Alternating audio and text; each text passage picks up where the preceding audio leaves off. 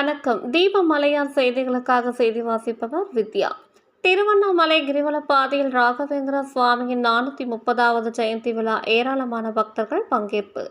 திருவண்ணாமலை கிரிவல பாதையில் ஸ்ரீ ராகவேந்திர சுவாமியின் 430வது ஜெயந்தி விழாவில் ஏராளமான பக்தர்கள் கலந்து கொண்டு சுவாமி தரிசனம் செய்தனர். திருவண்ணாமலை கிரிவல பாதையில் ஸ்ரீ ராகவேந்திரா பிருந்தாவனம் அமைந்துள்ளது. இங்கு ராகவேந்திரா சுவாமிக்கு வாரந்தோறும் வியாழக்கிழமை காலை பஞ்சாமிர்த அபிஷேகம் நடத்தப்படுகிறது. ஆங்கில புத்தாண்டு, பொங்கல் திருநாள், தமிழ் புத்தாண்டு, தீபாவளி, கார்த்திகை தீப திருவிழா ஆகிய நாட்களில் சிறப்பு பூஜைகள் நடைபெறும்.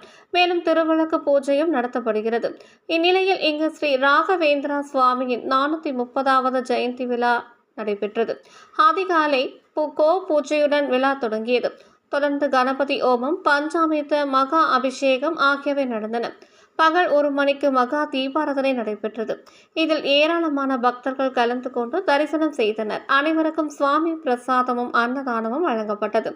இந்த விழாவையொட்டி பக்தர்கள் ராகவேந்திரர் பிருந்தாவனத்திற்கு வருவதற்கு வசதியாக இலவச வேன் வசதியும் செய்து தரப்பட்டிருந்தது.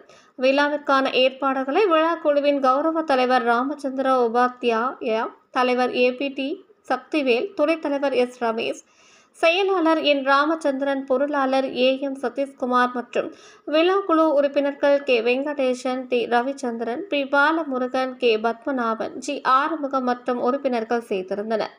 தீபமலையார் செய்திகளுக்காக செய்தியாளர் விமூர்த்தி.